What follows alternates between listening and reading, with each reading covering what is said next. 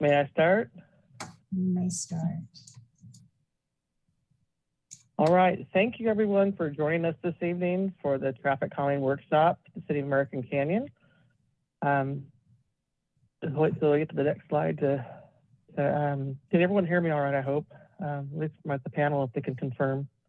You could raise your hand, attendees, and just let us know that you can hear us. Perfect. That's perfect. Thank you. Okay. All Great. right. Next slide.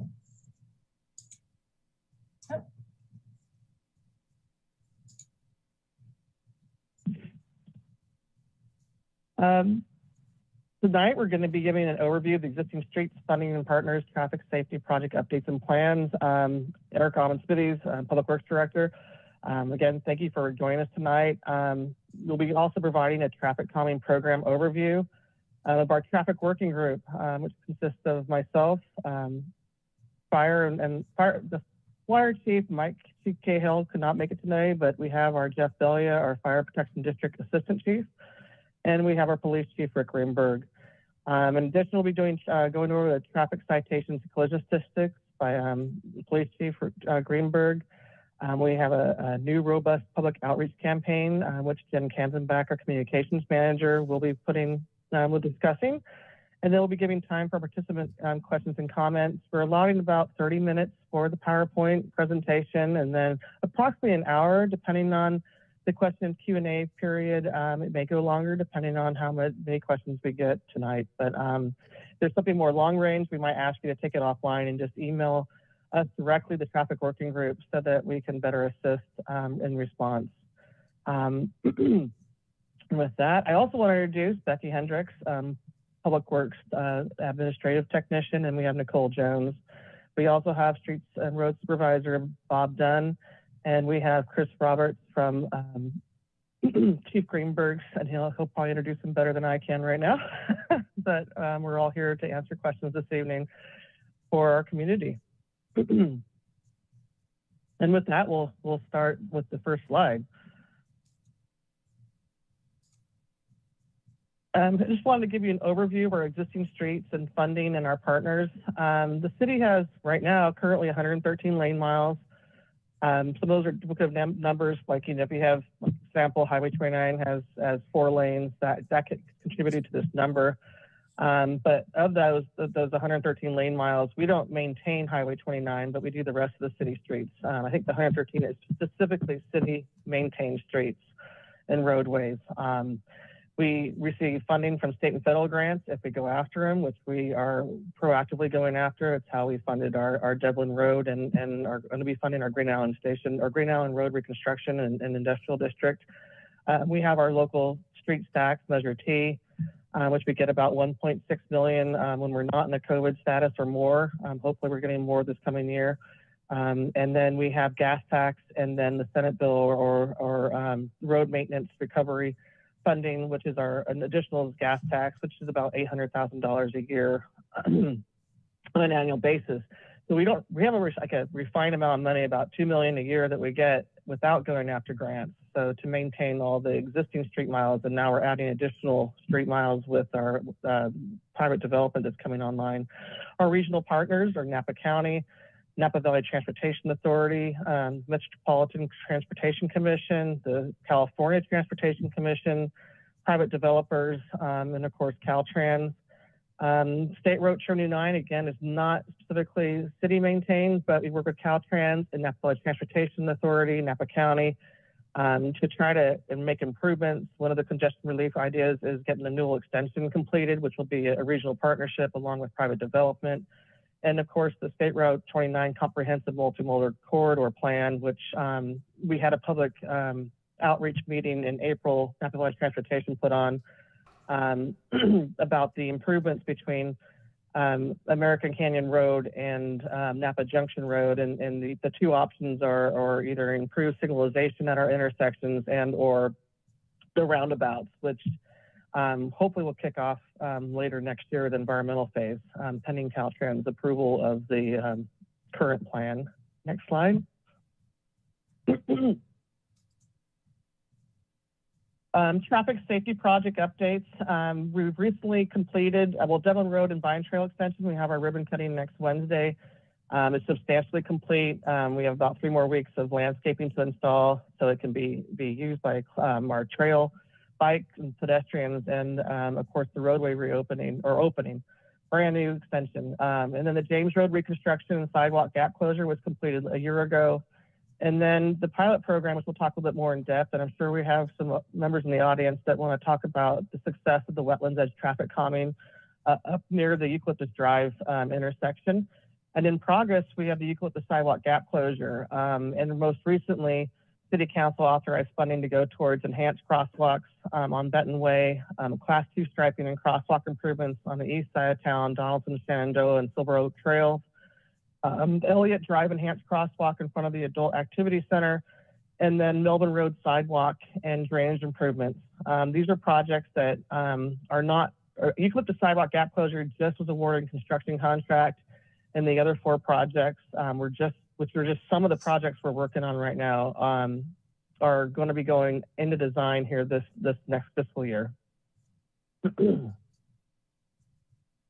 We have traffic safety plans underway. In 2019, Napa Bike Coalition, as partners with the Napa County Office of Education, did a walking audit around all the countywide schools, and specifically in American Canyon. And we just received the school report in April or March of this year. And we reviewed it, and we're using that to tee off on some of our other programs. We were awarded a grant for a complete streets assessment through UC Berkeley Safety Trek. So we have a consultant that had us go out and do walking audits, and I thank our police department and roads division planning department for joining us on the walking audit around all the safe routes to school corridors, so we can build off of what the Bike Coalition has already completed with the traffic engineering support, and hopefully identify some pedestrian and bicycle safety focused projects that we can implement with our paving, and especially on the Benton Way. That's a main corridor between Elliott Drive and Wetlands Edge that we can do improvements once our recycle pipeline is put in later this year. We have speed surveys coming in July 2022.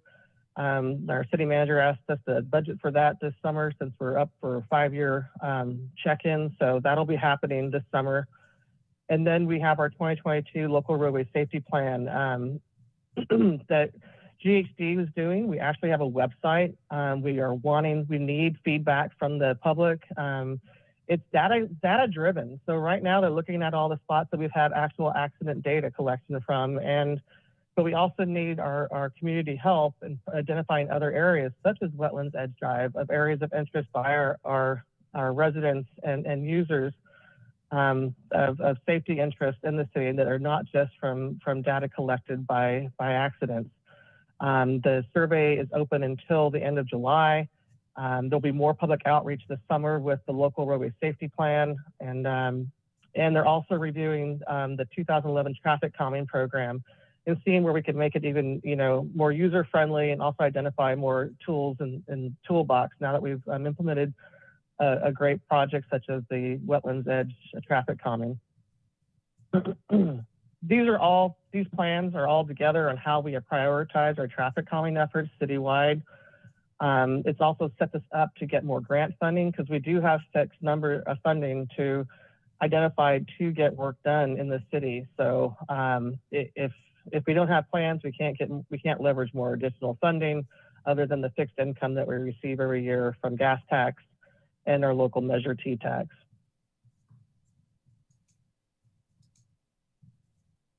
The traffic calming program overview. As those again asked, the traffic working group, it's public works director, the fire department, fire chief and assistant chief, and our police chief. As I said before, we're looking at updating this roadway safety plan, which we're hoping to have adopted with the local roadway safety plan later this year around August, September. It's a community input needed driven document. So if we're not aware of it, we petition, which is similar to what happened at Wetlands Edge Road. We had the members of the public petition for the traffic calming efforts. There's a lot of police and fire department coordination traffic studies involve city council authorization and approval and direction to staff to do the work. And then you have a pilot project or implementation stage of the project. I don't know if the police chief or assistant fire chief would like to speak on this right now, but the working group itself, we meet on an as-needed basis. If we're concerned about what's going on around the city or what we hear, it's a very fluid group. We don't have members of the public joining us for the traffic calming or the traffic working group. It's just really, we can't wait to set a meeting if something's urgent that we see and want to address. So we meet and discuss if there's like hot chatter, for example, on social media. We prefer to get connected through web links or see Quick Fix or traffic concerns online, which we'll get to later in our presentation. But it's a fluid meeting, and we meet, we discuss things, we address it, or we see how we can fit it into our budget if it's something we need to prioritize. Someone else like to speak to that, Rick or Jeff? Shoot. No, I think you pretty much nailed it. It's a collaborative effort between all of us. All right, you can take over from now, Chief. Well, that worked out great. Good evening. Segue. Good evening again. My name is Rick Greenberg. I'm the police chief here in this city. And then online also I have Officer Roberts. And Officer Roberts is one of our traffic enforcement officers. And you might have unfortunately met him if you committed a traffic violation and received a citation. So I'll start off by, this is the attached slide is a graph of citations issued by Home City. And this information is pulled directly from our annual report. So if you want to review more information other than this slide and the next one I'm going to be showing, feel free to go online to our annual report. I presented it earlier this spring, and it is posted online as well as previous year's annual report. So you can compare stats. Citations by Home City, as you can see, I'll start with American Canyon as it's listed here is 28%. These are 28% of the citations issued by American Canyon Police. Others, which is outside Napa County, or other than it's on this graph here. So other than Vallejo and Napa is 21%. And then City of Vallejo residents that are issued citations is 41%. And then City of Napa residents is 10%. And these, the residents are, the citations are issued by what's listed on a driver's license. So if someone lists has a Napa address on their driver's license, then that's how this statistic is compiled. Next slide, please.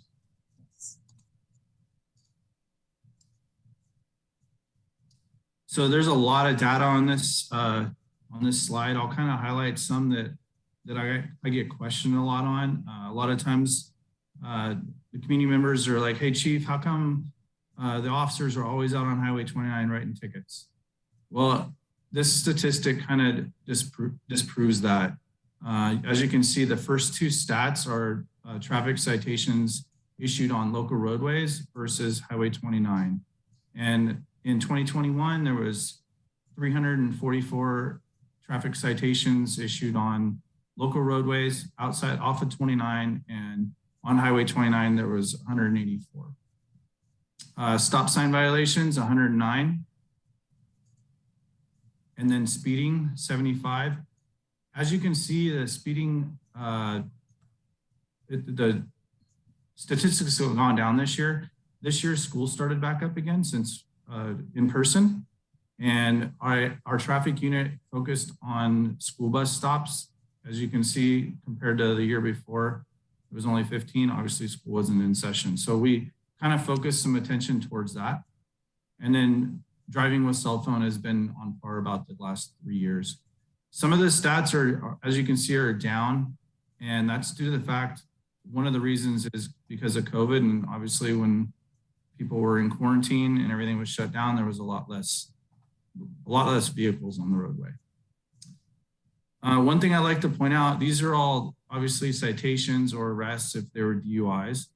This year we implemented a new program at ACPD. I don't have that stat yet because we just started it this year and these are last year's stats. But this year we're actually issuing warnings as part of education along with enforcement. And we keep a document record of if we give a warning citation, we keep that in records. That way we can keep stats on how many warnings we've given versus how many citations. And this is a very similar process to what the California Highway Patrol uses. Actually, we adopted their citation. And part of education as well is child safety seat inspection and installs. Every year, usually at Walmart, at least once a year, sometimes twice a year, we have an event and it's advertised that you can come out, we'll inspect to make sure that your child safety seat is installed properly. And we also get several donations and actually get donations to install free traffic seats in child seats in vehicles. And same with education. We also have a bike helmet giveaway. We just had one, I want to say 2 or 3 weeks ago. And we, as you can see, the years before in 2020, there was 0, and that's because of COVID. And that's all I have for this slide. Okay, Chief, you have a hand raised. Would you like to hold all the questions to the end of the presentation, or would you like to take questions in the middle? I think we should wait, and after the presentation is over, we'll take questions. Thank you. If we could just hold all our questions to the end, I appreciate it. Thank you, everyone. Oh, my screen blinked. Hold on a second. There we go. Jen. Hello, good evening, everyone. My name is Jen Kanzenbach, and I am the City of American Canyon's Communications Manager. So I'm excited to be here tonight to be able to share with you our new traffic calming public outreach campaign. It's called the We Heart Safe Streets Traffic Calming Program. So as many of you know, in American Canyon, We Heart Everyone is kind of a theme here with highlighting our diversity and that everyone is welcome here. So that's kind of where that came from. So the base for this campaign, like all of our communications in the city, is our city's website. And you can find this information specifically at cityofamericancanyon.org/safe streets. And I'm actually going to share my screen with you and head over to show it to you. And you can also scan the QR code that's on the screen right now. And by doing that, it will pull you up onto the screen so you can actually follow along with me. So let me get you to see my screen, just 1 second. Hopefully I do this right. Okay, let's see. Okay, can you see my screen okay?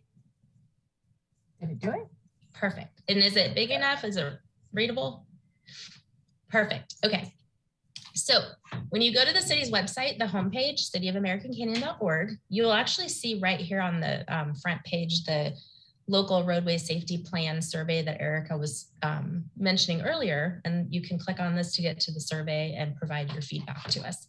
So if you just type in safe streets at the end of the URL, it'll take you over to our We Heart Safe Streets page. And so on this page, you'll see, I'm not going to read all of this to you, but there's a message from our team here that kind of highlights, you know, how important and a high priority this is for all of us, as well as our community members. And then below that, you will find information on how you can report concerns to us, including there's a form that we have linked right here.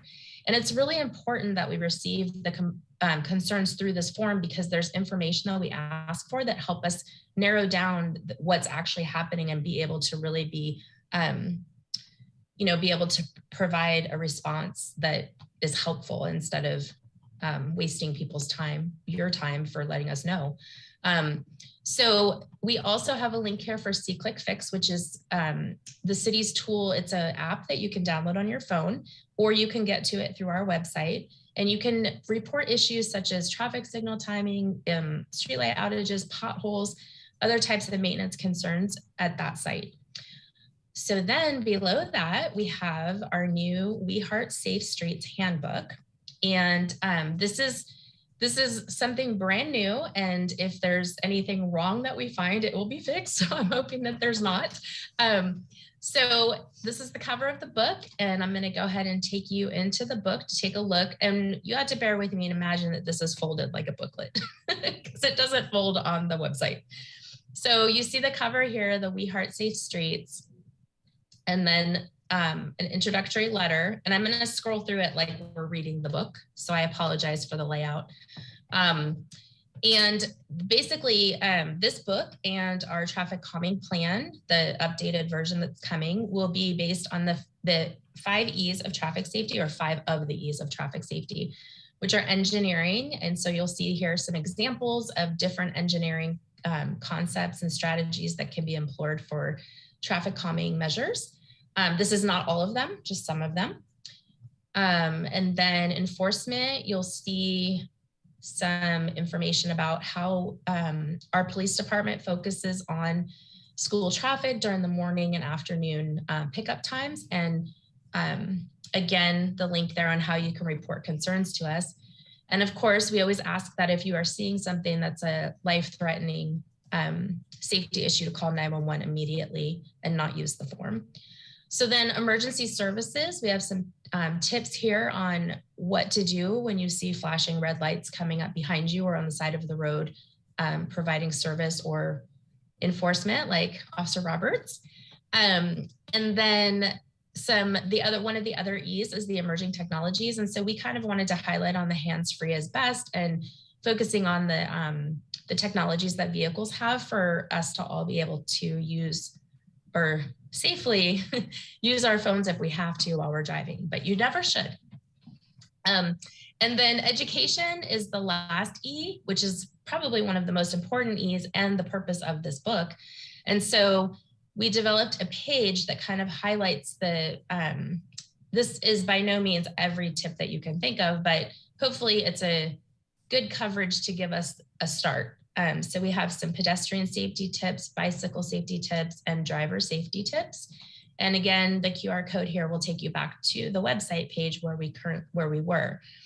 So then the back of the brochure is the call to action that we're inviting our community members to take, and that is the We Heart Safe Streets Pledge. And so you can read through, it's basically a list of commitments that we all will make to provide a safer environment on our neighborhood streets. And it also gives this book, we're going to be printing out a great supply of them, so we'll be able to provide them to anyone that wants them. And this gives you something that you can give to your neighbors, or Officer Roberts can give to people when he pulls them over. And everyone can, we can help spread the messaging and help people get informed about how we can be safer in our community. So we have the pledge. You go to the website and I'm sorry, I just lost track of what I was doing. Okay, so when you take the pledge, we're going to send you a window clean decal that you can put on your vehicle. So eventually, hopefully, we'll have a bunch of We Heart Safe Street decals on all of our cars in town. And you'll also receive updates from us as traffic calming program updates and different news like that, similar to our other newsletters that you hopefully do receive. And then you'll also be notified and invited to participate in future volunteer opportunities related to traffic calming. And so to take the pledge, again, back to the website, you would go down to the We Heart Safe Streets Pledge, and you just click on this button and it'll take you over to the form to fill it out. We do ask for your address, and that's just so that we can send you the decal. And then here's the pledge again on the website page. And then the last piece on the website is the education page that you saw previously in the booklet.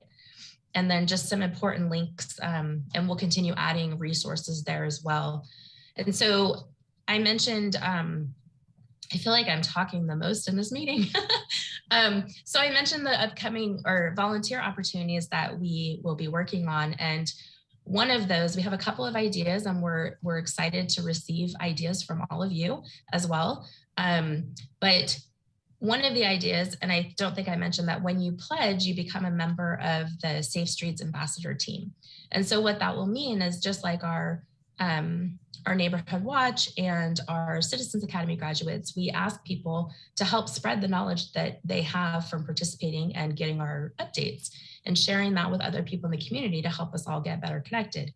And so that's what we'll ask of the Safe Streets ambassador team as well. The future opportunities for volunteering will include things such as the Bike to School Day and Walk and Roll to School Days in partnership with the Napa Bike Coalition and Safe Routes to School. You know, we could use volunteers to help with that, or perhaps a walking bus for kids.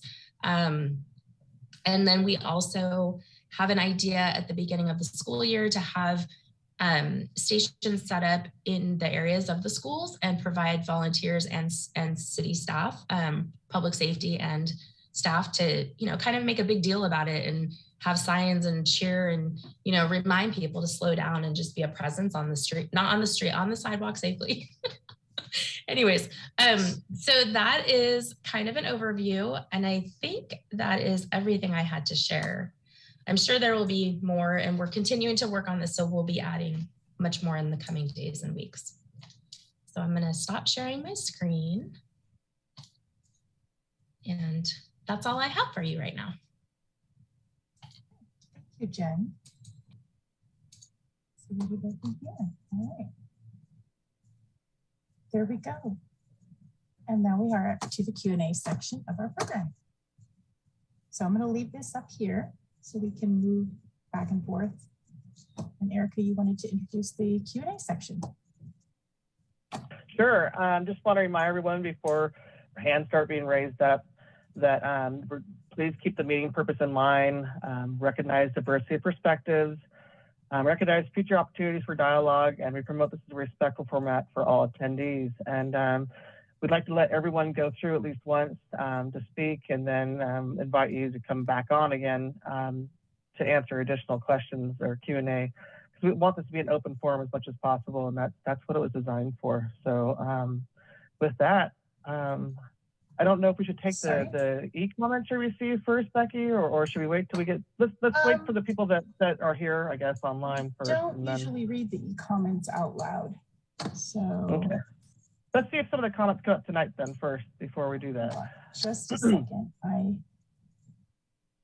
lost one of my screens. Hold on just a second.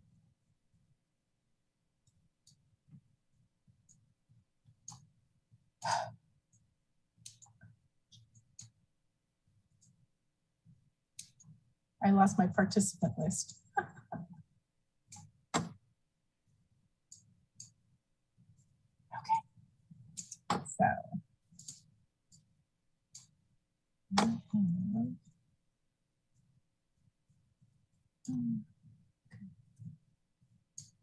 Hold on just a second.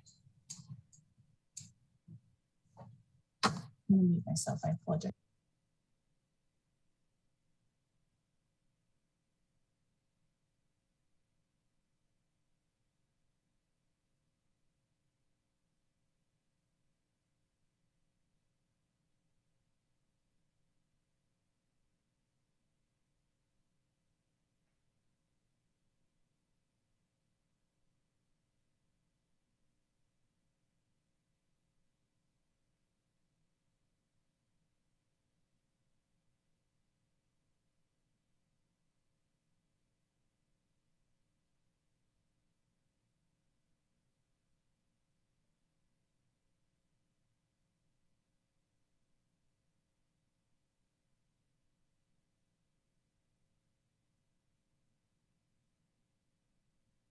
Well, I could go ahead and speak if Dick while Becky's working. One of the comments that came up was about earlier this evening was you know, about a citizens community or committee.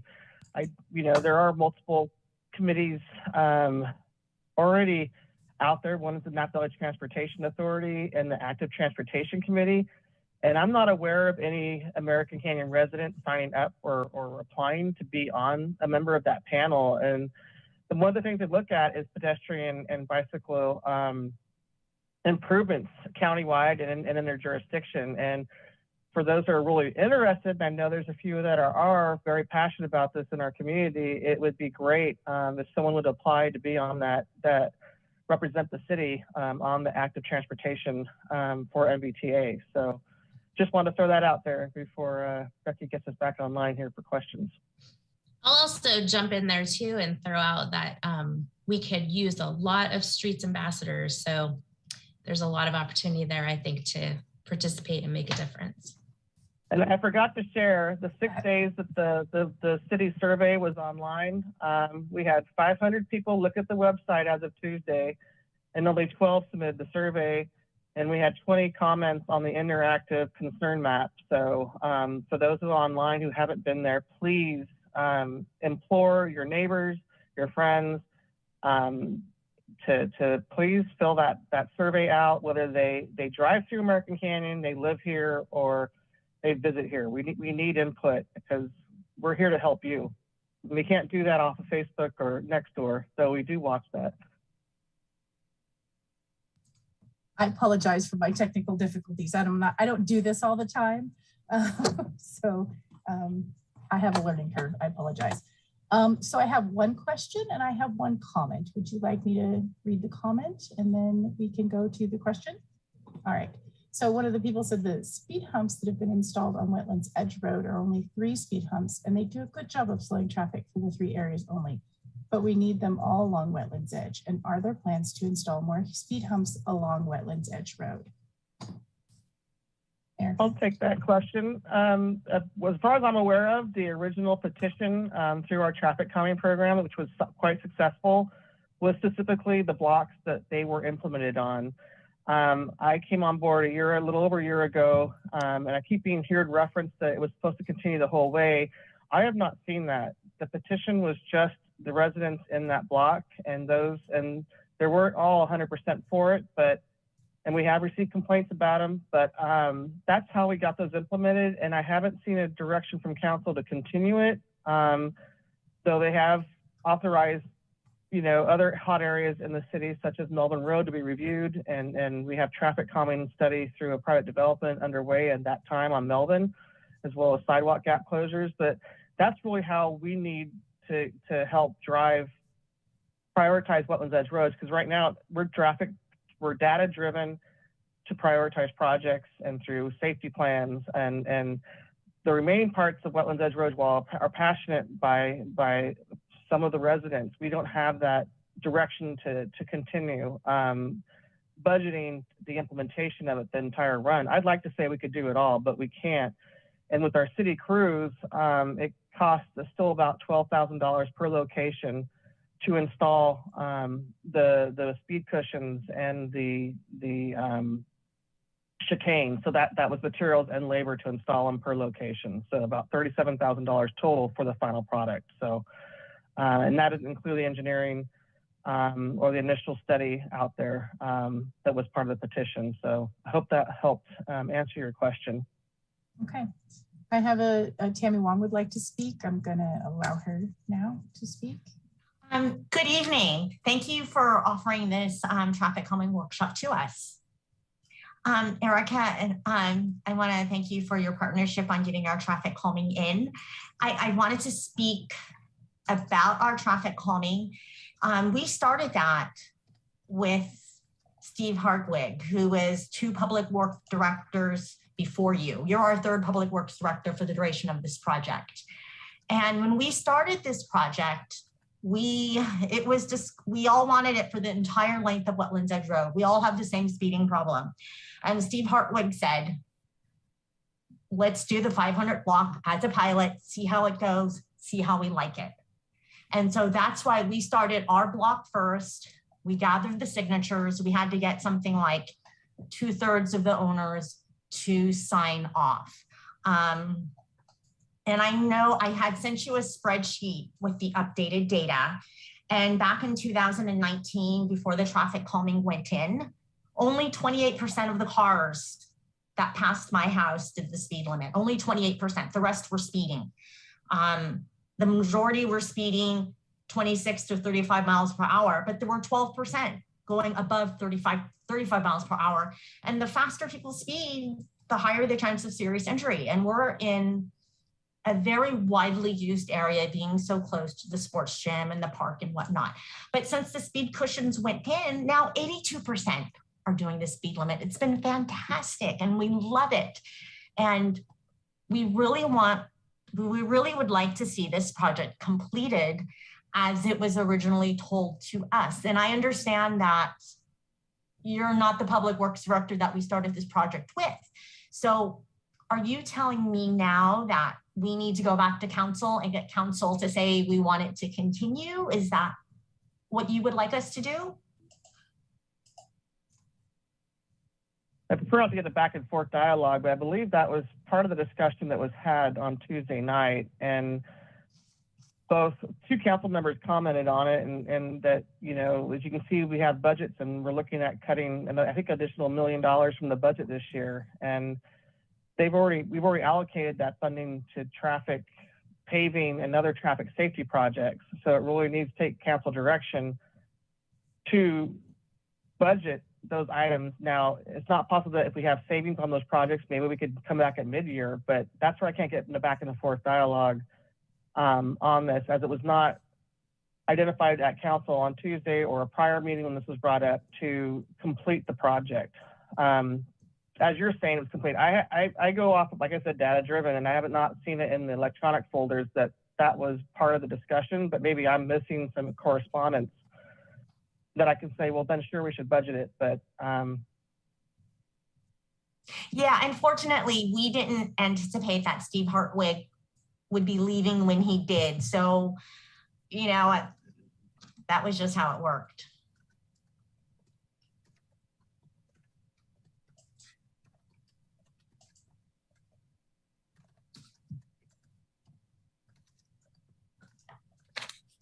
Okay, so we have one more person who would like to talk, and that would be Chris James. I am going to allow Chris up now. Hi, Chris. You can unmute yourself. Can you hear me? Yes, we can. Cool. Yeah, I'm very thankful that you've organized this meeting tonight. I'm hoping it's going to be the first of many such things.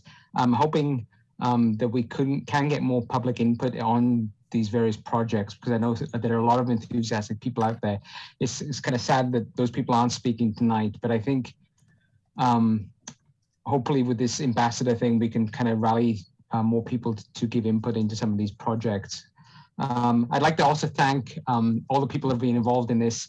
Some of them can't be here tonight, like the public works directors, but the two chiefs and Bob. You know, Bob has been very opening, and when we see him in the streets, he'll give us little updates on different things going on. And Erica is very good at giving direct comments back as well. I have a couple of things that I've written down as you've gone through your presentation. One was there was a link from the ambassador page or the Safe Streets page to the local road safety plan, and it's dated 2011. Right at the top it says it's in process being updated. That's been saying, we've been saying that for at least 3 years, as far as I'm aware. We're going to update that. It really refers back to a process that's very difficult to go through for people to trigger a traffic calming thing. Referring back to what Tammy was saying about, you know, what was said in various meetings, there was a wide open meeting to discuss traffic problems on Wetlands Edge. And it kind of focused in on the 500 block, and then it kind of get very narrowed, and we had to gather the signatures for that. But initially it was talking about the whole Wetlands Edge. The initial meetings, there was people from all over different neighborhoods. It wasn't just our block that was showing up for those meetings. There was people from all over that was coming to those meetings. So I wanted, and I may have some of my notes from that. I'm going to go back and try and find that, and some of the discussions because Steve had like whole things printed out, for that. Anyway, I don't want to dwell on that too much. I'm a little disappointed that we're not talking about Vision Zero. There's a lot of, we're saying the things in the handbook, and I want to use these words carefully, but it's really, there's a lot of enthusiastic fluff in a lot of these little handouts we do, and people get excited and they want stickers or they have a nice little heart, but really, we got to have action. People got to make changes, right? So saying, yes, I heart the streets is one thing, but it comes back to, being able to measure things and getting people to really make change. And I like the report from Rick, but and Tammy and I have had some discussion with him, kind of drilling down on some of those numbers about what they really mean. And anyway, so and then talking about numbers, the surveys are also, you run a number of surveys, but and I'm not on social media, but I do read your newsletters. There's surveys that happen, but you don't seem to report on them. So there was a survey about, how people like the speed bumps. Some people don't like them, but you did an official survey, and there was a result. There was 70% of the people loved them, but that wasn't reported anywhere, right? So you're going to do another survey, and I want to see the results from those surveys that you're doing, and I want to have people to give more input into those things. And coming full circle, I would really like to see a local group, not a county group, trying to give input in transportation, but a local group of residents giving input into some of these projects. So again, thank you so much for organizing this, and I'm hoping we can continue the discussion, and I look forward to working with you all in the future. Thank you so much. Thank you, Chris. I have Julia Salvador would like to speak next. Hello, can you hear me? Yes, we can hear you. Go ahead. Okay, wonderful. Well, thank you so much for hosting this traffic calming public workshop. I've been very much looking forward to it. And I'm pretty new when it comes to city things and petitioning and things like that. So forgive my ignorance for any of my questions or comments, but I really appreciate you all spending the time educating us tonight and updating us. I wanted to share a petition that I have started. I'm a resident on Wetlands Edge Road, 424 Wetlands Edge Road. And I am very interested in having the speed humps continued along Wetlands Edge Road. And I hear that that's not really in the plan or in the budget. And because I'm not too aware of how these things happen, to, I guess, go off of Tammy's question of what are the next steps to have these measures implemented. I have signatures from 8 out of the 8 houses on the 400 blocks in support of extending the traffic calming, the speed humps to the 400 block. And so I don't know if that's something that is presented to council. I don't know the different avenues for presenting the support. I know Tammy and Chris have done a really good job of capturing data from the effects of the speed humps on the 500 block. So that's been pretty exciting to see. But yeah, I guess the question for me would be what would be the next steps to move toward implementing the traffic calming measures along the length of Wetlands Edge? Erica, would you like to speak to that? So one of the things I guess that we had to be concerned about with the first section was the impacts to those who have the additional curbs or bulb outs. But it'd be good though to take this item under consideration, and consult with my city manager on, should we present it to council later, but and then take this offline since it is a specific location in the city and not a perspective of the entire city. We'd like to keep this conversation open for everyone in the city and not just one location, if that's helpful to you. I believe you emailed me yesterday about this as well and copied council and the city manager and many others on the email. Yes, I did. I wanted to offer a heads up before the meeting. So is that something, what are my next steps for that? I'll confer with my city manager and we'll probably discuss internally, and then I can get back to you. It may not be this week, but we will get back to you. Okay. I assure you. Okay, wonderful. Thank you so much. Okay. No problem. Excellent. So I have one more person who would like to ask a question. Hold on just a second. And then I have one more question after that. Mr. Marquez, you may ask a question. Hello, my name is Hugh Marquez, and I'm not from Whitland's Edge. Thank you.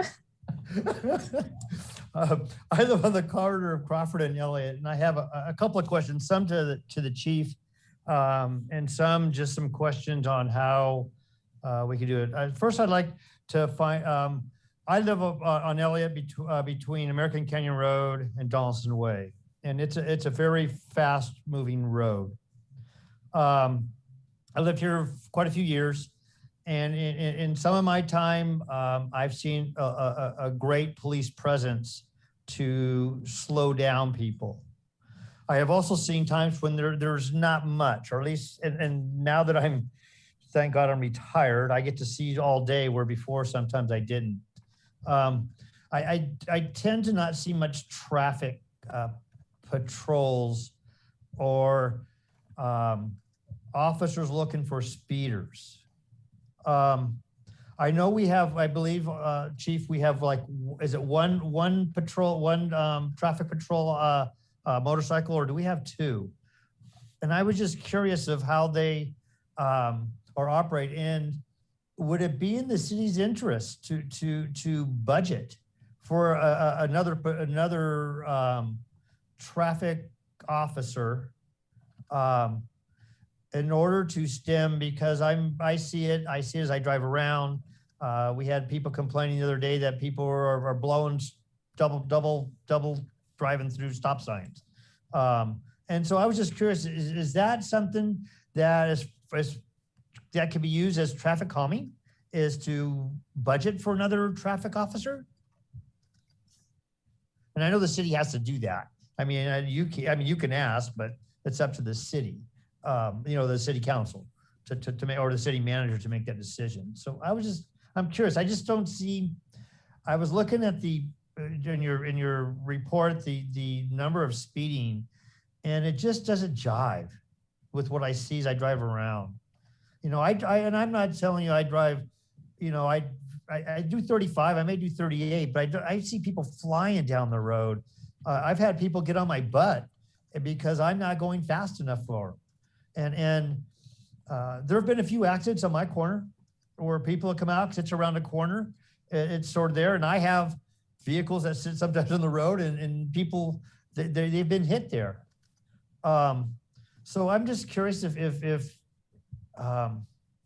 how that type of traffic calming can be done. I know that I've been in front of Shenandoah, and I'm sure your officers know this for sure. And people just don't care. They do stuff, and they're all parents. I saw that where you said, I think it's 21% or American 28 or American Canyon residents, but you go to some of these places and they're all American Canyon residents. And so I was just curious if what you can do.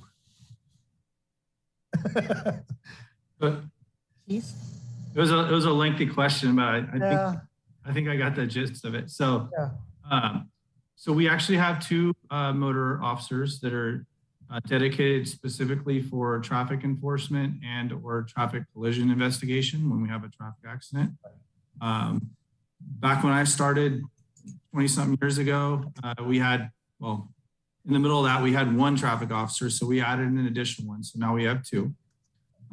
And, we could have a lot more traffic officers, but they still can't be everywhere at once. They focus on problem areas, complaints from community members when we have speeders or folks running stop signs. We take those complaints seriously, and if we get a complaint and we encourage it to give us a specific time of day, whether it be during morning drop-offs at school, pickups at school, or commute traffic. Just if you can let us know what time of the day and what location, we absolutely patrol those areas more. Can that be a click it, fix it thing? No, No, that's for no. I see Bob's going, no way. Don't send that stuff to me. Okay. I have no problem giving you a call. It's just the other question. So I appreciate it. I understand that the officers can't be everywhere. And I do understand that.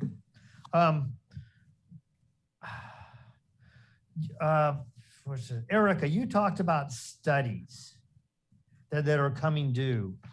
Or who picks how these studies get done? Would that be something the community could a group could assist in? You know, not and what studies the residents feel, or that committee, I guess that committee feels are would help or not? So the local roadway safety plan, that one we're having to open, it's an open survey right now. We need the community's input to help better serve. And so it's not just data driven, you know, it's not just accident data or speed data, ticket data. It is actual local concerns by the residents and or users of American Canyon that have concerns in other locations other than, there's actually a great, I could share the screen and show you on that local roadway safety plan website, unless someone else like Jen or Becky would want to share the website again. We could go directly to that local roadway safety plan, because this is very important. We need community input. Like I said, in 6 days, we only had I did put in for it. I did. Okay, perfect. Filled it out. But anyway, perfect. go ahead. So there's a collision heat map, and that's telling us, or it's a heat map or hot areas in the city, and Wetlands Edge isn't on there. There's areas of interest around schools, but it's not, you know, those are how you're going to prioritize your projects, and where we're going to seek funding, to big funding, hopefully, like Flossen's one of the areas of interest on this, which I was unaware of to me, but I'm still learning the city. Of where we can hopefully leverage our federal and state dollars to help make improvements on those roads. But in this plan, we're going to get like a capital improvement list of projects to help list. So it'll help us with our budget decisions coming next year on what we need to prioritize. Erica, I'm sharing my screen, but do you want to tell me what to show? Okay, so let's click on the interactive map. So this is the map where everyone can have input on where they think there's issues in the city, and you can add a dot, you can add whether it's traffic, whether it's a car, pedestrian, or bicyclist concern, you can add an area on this map within the city's jurisdiction of your concern. And so there's lots of comments on here. I was very happy to see very good comments. And it's similar to what I think National Transportation Authority has done similar maps like this. So these are comments that are all being taken down under consideration for the local roadway safety plan. And you can zoom in right to the street. If I remember correctly, I zoomed in like right next to my house. As far as the speeders, I think I put speeders. And there are two areas. We do have, so I didn't put Rio Del Mar on there specifically, but one of the other recent projects council authorized was redoing a portion of Rio Del Mar and Rancho Del Mar in particular, because it has sewer, water, utilities, and pavement. And then we'll look at maybe some traffic calming on Rio Del Mar itself as you come off of Highway 29. Okay. Do you want to go to the next survey map, Becky, or who's in control here? It's Jen. It's Jen who's in control. Okay, I'm sorry. Where do you want me to go next? Go back to the page, the local roadway safety plan, please. I'm sorry. The local. Okay, so let me go back to the city's homepage because I'm not sure where I went. I apologize. Okay, I can do the back arrow. There you go. Okay, here we go. So there you go. So then, so you scroll down. You also have the local roadway survey, the local survey, and on there it talks about the traffic calming. We'll let you get in the survey and pretend you're going to take it. And it says, do you know about the traffic calming program? And if you click yes, it drops down some more things. Do you find it problems? Oh. Do you understand? So there's that we ask you to please input. If you know about the traffic calming program and you don't like it or you do like it, tell us what's working, what's not working. And this is going to be all public data that's going to be shared.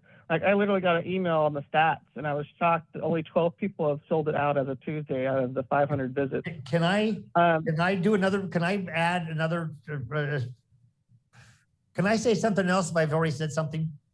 Can we finish the website first? If you would let me, Hugh, that'd be great.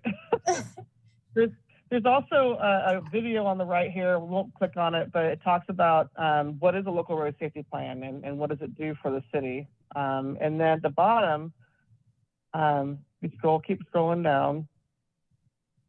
It gives you a schedule of when we're hoping to do some meet in the street pop-ups. The stakeholder working group agencies, that's like MBTA, Napa Bike Coalition, and then the collision heat maps, what I was referring to earlier. And this is a data-driven map. Now there are some dots on Wetlands Edge. Now that's interesting. But the high areas, of course, are 29, American Canyon Road, Boston. But this is where they're going to be using this to build the safety plan. But we also need community input. So.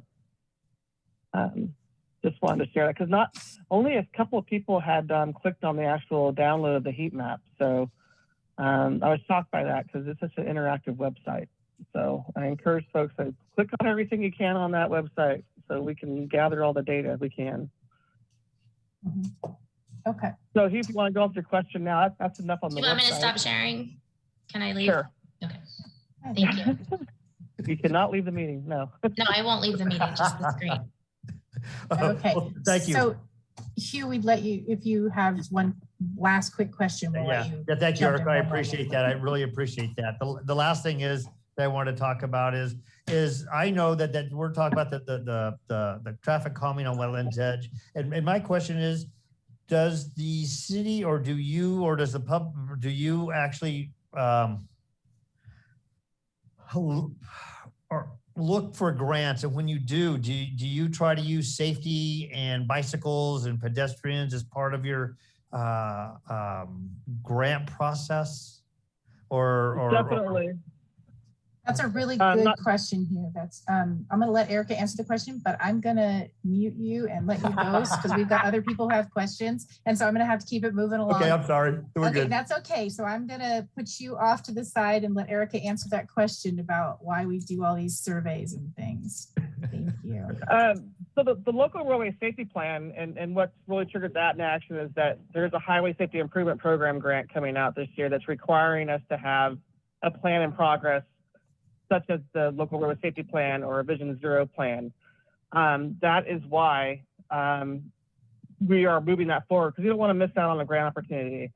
I think one thing this year is putting additional bike lanes. It's going to be an easy grant where they're not going to rely on traffic incident data, but you got to have a local roadway safety plan in progress or substantially completed. But it helps get those grants. We do leverage grants. We go after as many as we can on projects that are being implemented. There is a threshold though. I mean, if it's going to be a $50,000 project, we're not going to jump through all the regulatory hoops of Caltrans to try to build that because we're going to cost more and staff resources trying to get that grant. But if it's an easy transportation TDA 3 grant, which is what we're using for Euclid Sidewalk, it's an easy grant process. We're going to go after that $50,000 funding because it's a really easy grant to expend and bill against. But once you start getting the state and federal dollars, it's a lot more tedious work. So you want a larger grant, $250,000 or higher, to go after, or you're using a lot of your local resources trying to go through the regulatory hoops to even be eligible for those funds. But we go after as many grants we have on our projects that are slated to be completed. Wetlands Edge it would be a perfect project for a grant if it was prioritized on one of these plans. Hopefully that answers your question. I think that was a great answer. I don't think a lot of people realize that that grants require us to do some of these surveys and these local roadway safety programs. some of the grants are, they ask you if you have one. If you don't have it done, then you don't even qualify to even apply for the grant. So I think it's nice that people get to hear that. I have a written question, and then I have one more speaker, one more person that would like to ask questions. So the written question I have is, I'm gonna go back and paraphrase this a little bit. Teresa, Knapp Junction, Eucalyptus, from Donaldson to 7-Eleven. When are they on the pavement management program for repair and replacement? Erica, would you like to speak to that, or Bob, whichever way you want to go?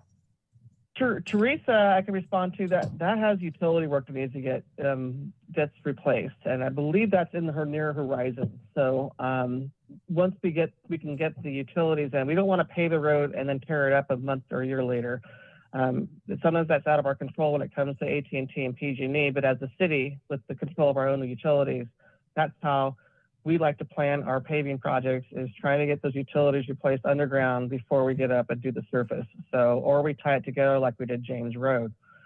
As you may be aware, immediately after we completed the paving, PG&E had an emergency gas repair. So once again, PG&E is outside our control, but we do share our 5-year and 10-year plan with PG&E and AT&T and all our providers. So they know that there's going to be a 5-year moratorium once we pave those streets.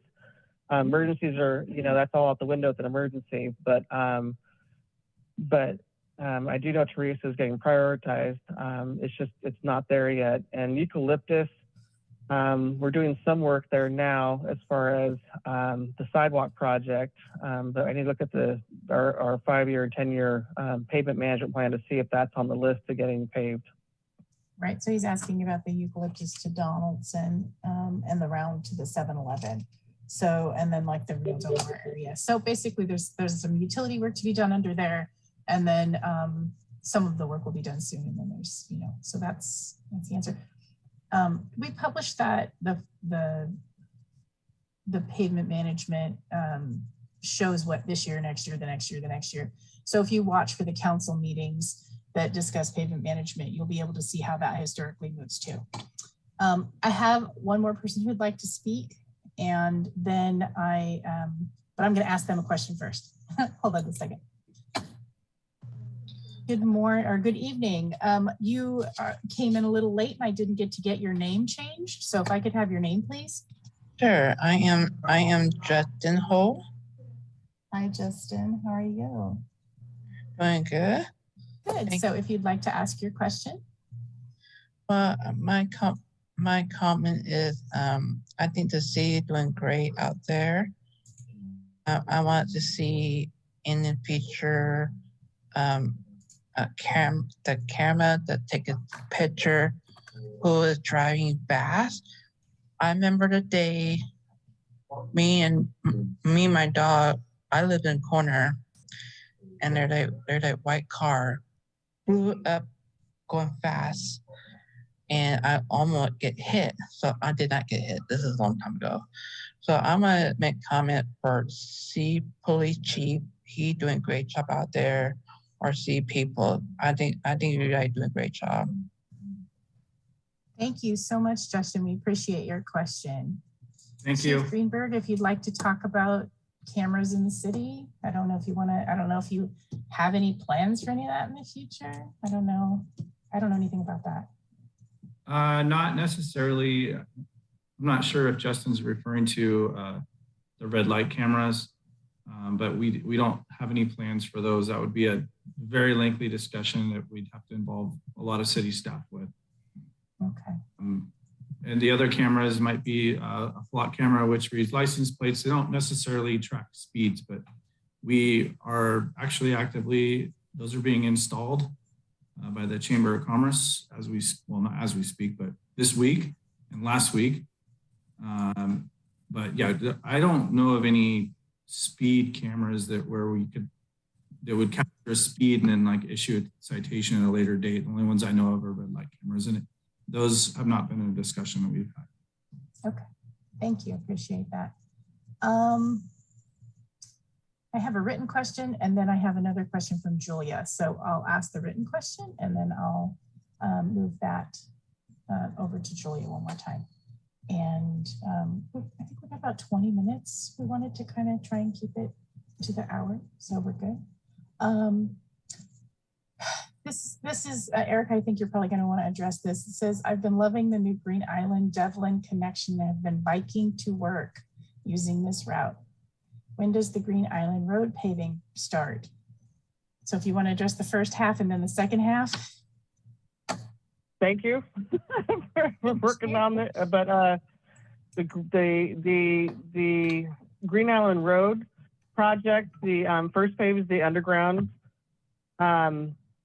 utility trench, which you're hoping to get that out to bid here in the next month, and that will take place this following year.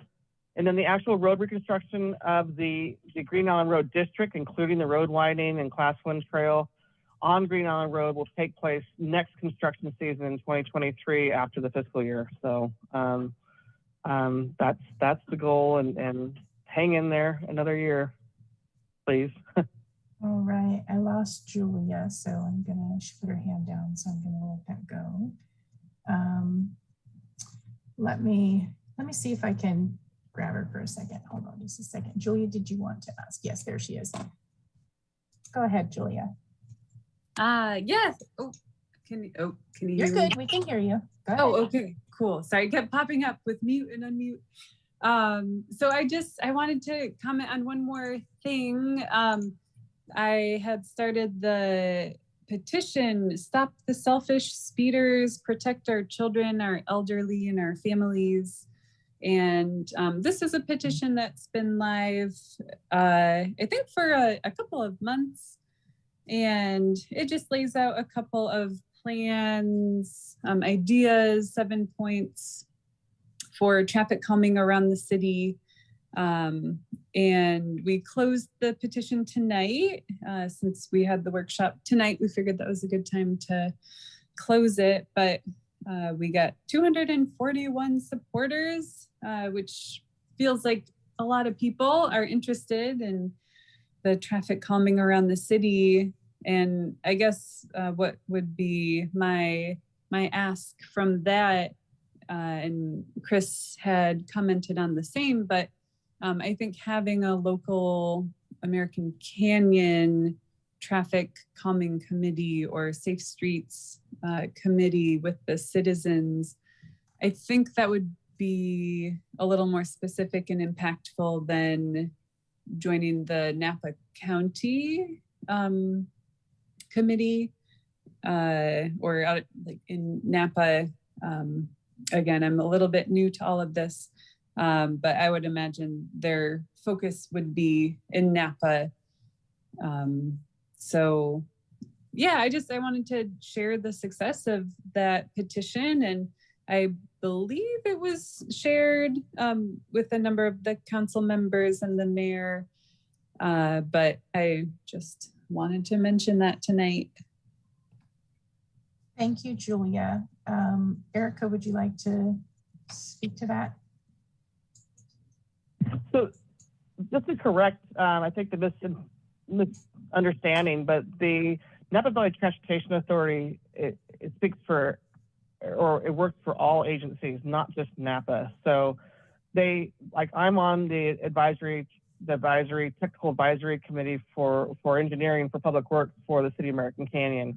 They actually have an active transportation advisory committee that's comprised of residents or community members from each jurisdiction. And I was under the impression they were still missing an American Canyon member a couple of months ago. And someone commented, I think on the Q&A, that position had been filled. I'm not sure if that's true or not. It was actually a member of MBTA that said there was still a vacancy. But maybe that changed in the last couple of months. But the MBTA helps prioritize funding for jurisdictions. That's how we got TDA funds. Each one of these advisory committees chimes in and helps bring in more funds to the city or cities and agencies. And I think it's wrong interpreting that it's not speaking for just American Canyon, it's speaking for county-wide improvements and bringing in more funding to help us in the city and the region as a whole. We'd have to take into consideration, and and I guess council consideration as well, whether another committee is needed or necessary at this time. Some agencies do have an active transportation committee in their jurisdictions. Not all, but some of them do. But again, we have to take that under consideration. Is that necessary? Maybe the local roadway safety plan will identify that as a necessity, or I'd have to go back and look at our pedestrian plan or bike plan to see if that's a recommendation as well. Because we do have a citywide bike plan. We have a citywide adopted pedestrian plan. And usually those kind of recommendations are in there if another committee is warranted and council directed. Okay, I have one more question for you. Is that okay? Sorry, I didn't mean to cut you off. I apologize. We have one more question, a written question. They'd like to know what the status is of the Caltrans sequencing of the lights on Highway 29 and cameras to monitor the flow. When we did the, Bob, you remember when that all started? And who would like to speak to that? So the part that I was part of was not with cameras for flow. And it was, that wasn't even for the sequencing. Okay, so that was for the actual putting in of the wiring for the connected. Right, it was the connected part, the piping on the side. It was actually the stuff I was part of was for the emergency vehicles. There you go. That's what it was. Erica, do you know anything about the Highway 29 sequencing? This has been brought on and off. And when I checked with Caltrans last, it was implemented. So if there's a synchronization issue that I'm not aware of, but I was told it was all current. You know, it's an active in process thing that Caltrans continues to monitor.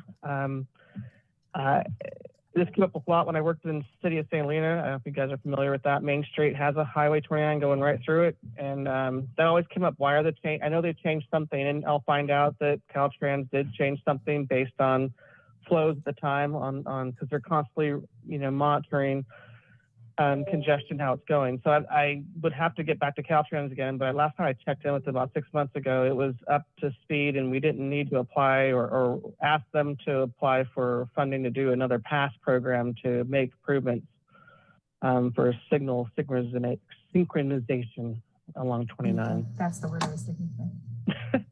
Okay. Looks like we are. It looks like we have, oh, I have Chris James back. I'll let him ask one more question. Go ahead, Chris.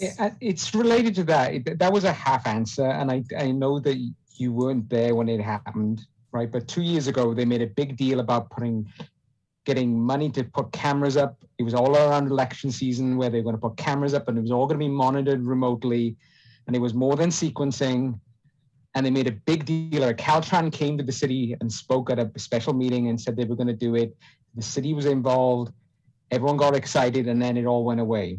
And then the sequencing kind of fell out, and it's happening, yes and no. But it's more than sequencing. They were going to mirror what they were doing in Pacifica. It was an active traffic system, which rather than just being sequenced, but it would actually look at what's happening on the road live and actually change things.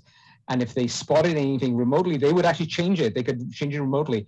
Pacifica does it today. They have a very active road, very much like us going through the middle of Pacifica, Highway 1. And they were going to do something similar here.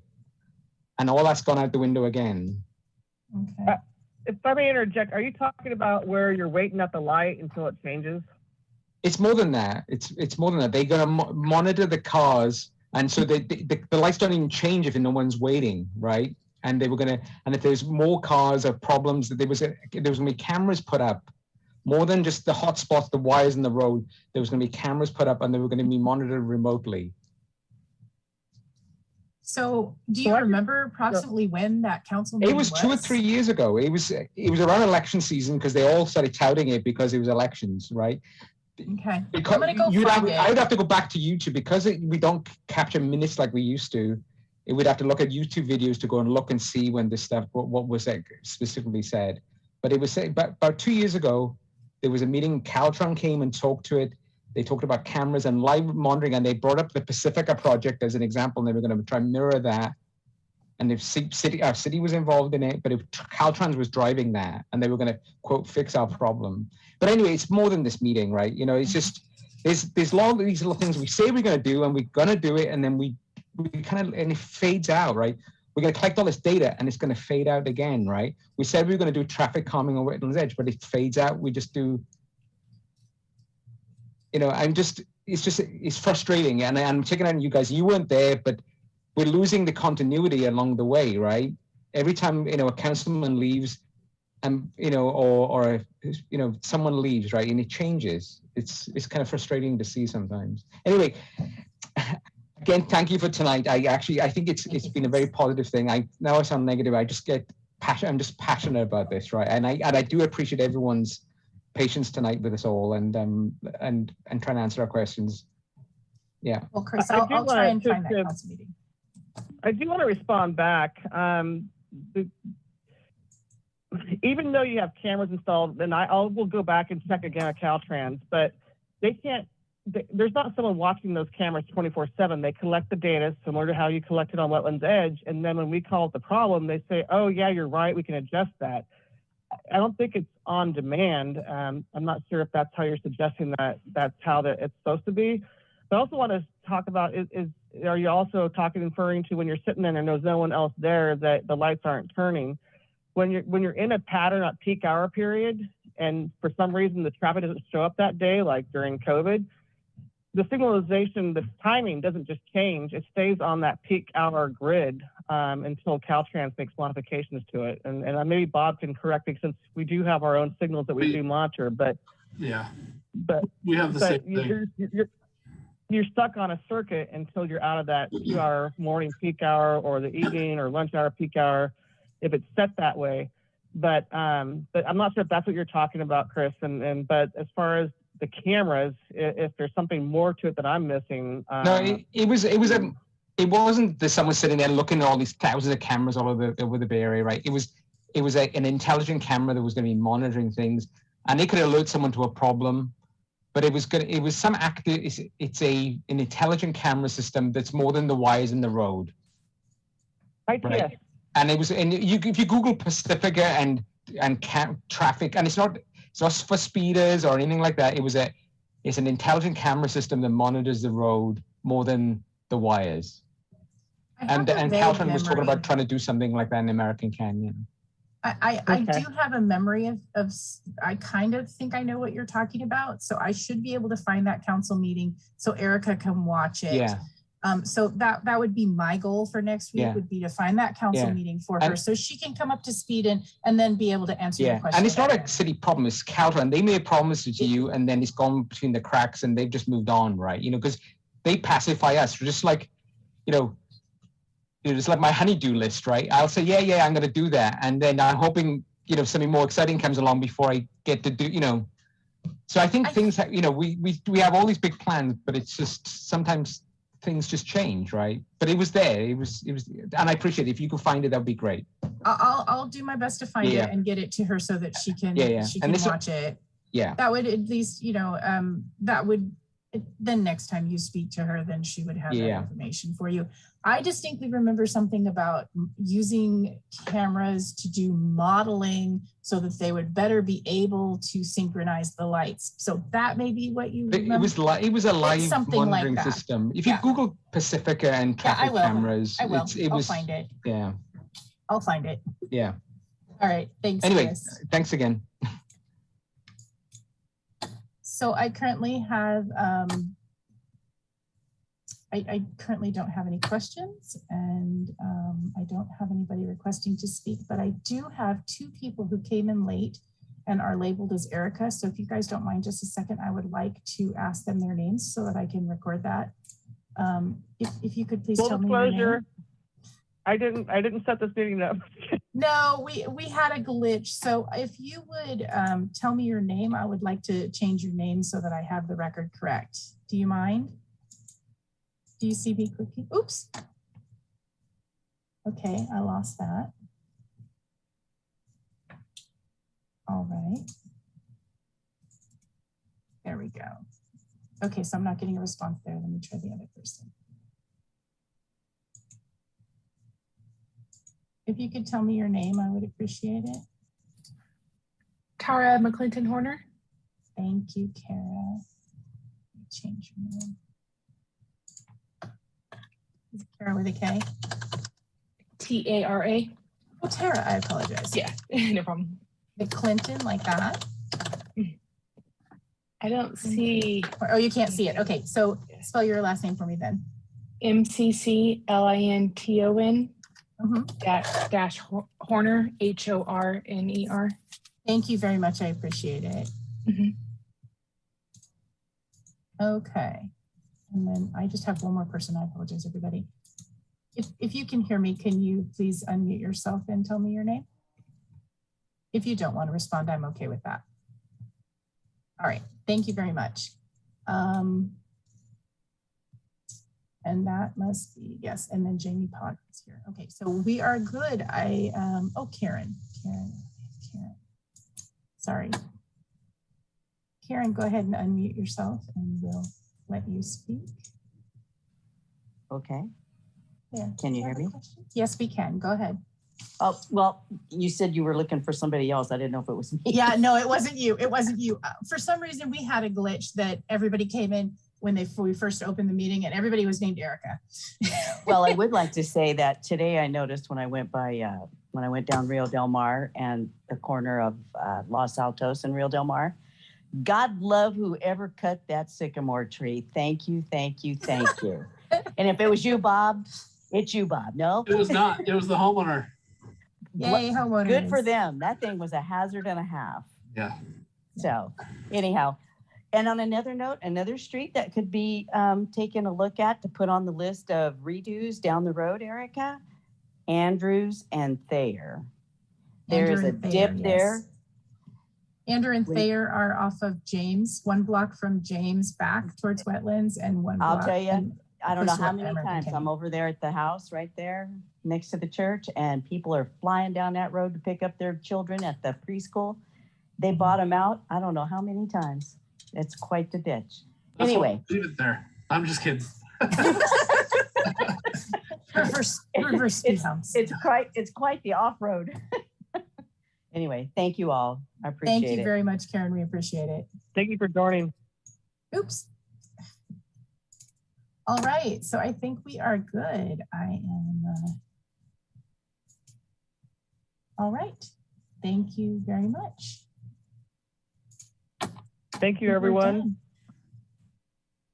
Thank you. Thank you, everyone. We appreciate your time this evening. I'm gonna go ahead and end the meeting.